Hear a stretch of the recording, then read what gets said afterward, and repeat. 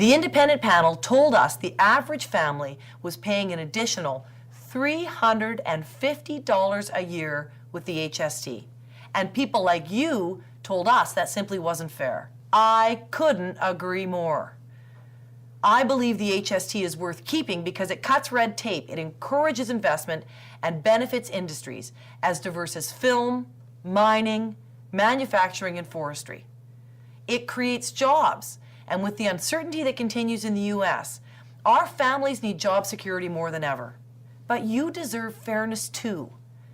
And that's why I asked the Minister of Finance, Kevin Falcon, to find ways to make the HST fairer for families and to live within our balanced budget plan while still preserving the job creation benefits that are so important to BC's economy.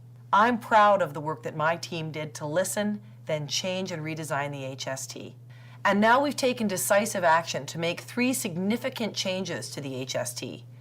We will cut the HST from 12% to 10%. The tax will go to 11% on July 1st, 2012, and then 10% in July 2014. We'll increase the general corporate income tax rate on big business from 10% to 12% of net profits. We'll also postpone the planned reduction to the small business tax rate.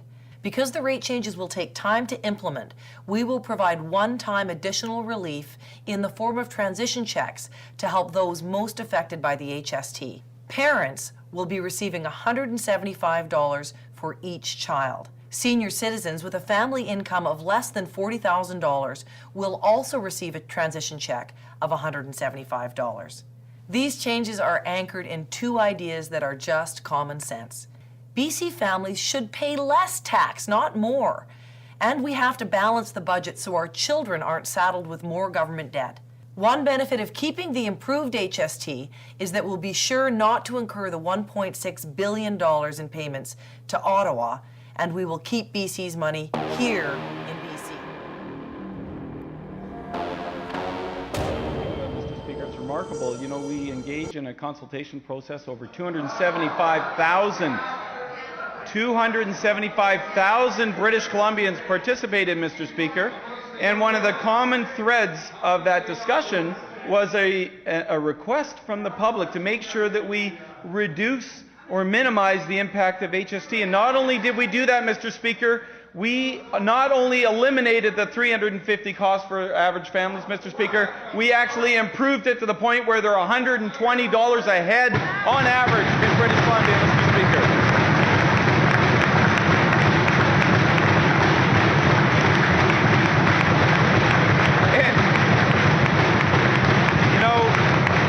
Mr. Speaker, you know, for this leader of the opposition, who was chief of staff to a government that ran 8 successive deficit budgets, missed every single budget target they set, stopped producing budget plans because they were so embarrassed by their record, for him to talk about fiscal credibility is truly the highlight of this question period, Mr. Speaker.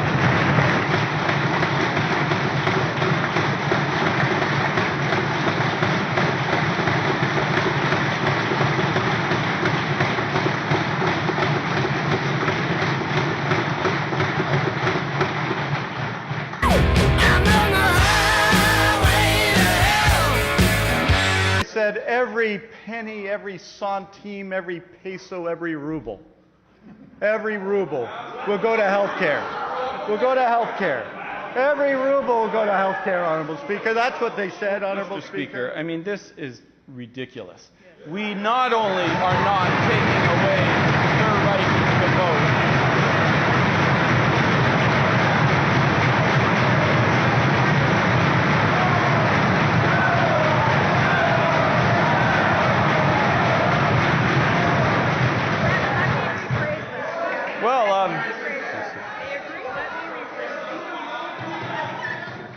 Thank you, Mr. Speaker. I'm glad to see them applaud so heartily on their own ridiculousness, but I'll figure that one out later. But nevertheless, Mr. Speaker, let me just say this, that I get that this might be uncomfortable for the Leader of the Opposition. I get that he doesn't like the fact that we listen to British Columbians. We've improved the HST.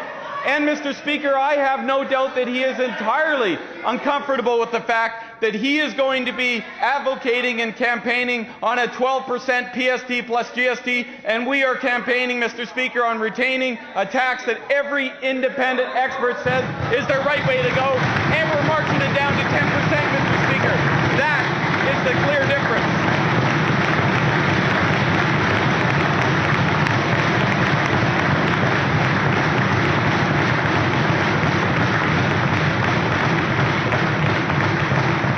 Mr. Speaker, I will also say this in closing on this question, that I am quite happy to put our record of fiscal accountability and our AAA credit rating up against 8 consecutive deficits, multiple credit rating downgrades, and the disaster that the NDP government was in the 1990s, Mr. Speaker.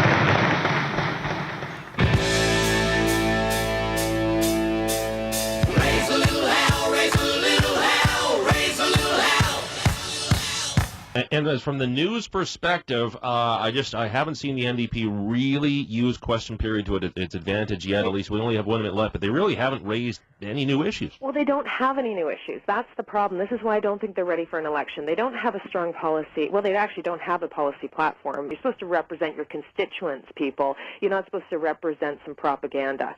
So I'll leave it at that. The whole thing was disheartening, and I just turned the channel to the federal stuff. Well, I want some news stories out of QB. That's my agenda. I know. Wouldn't it be good? I mean, the Premier's making all the news right now. She's setting the agenda. The NDP are in the back and just kind of following behind her. So, and they're not even talking on any of the stuff that she's talking about. So it's a very strange time.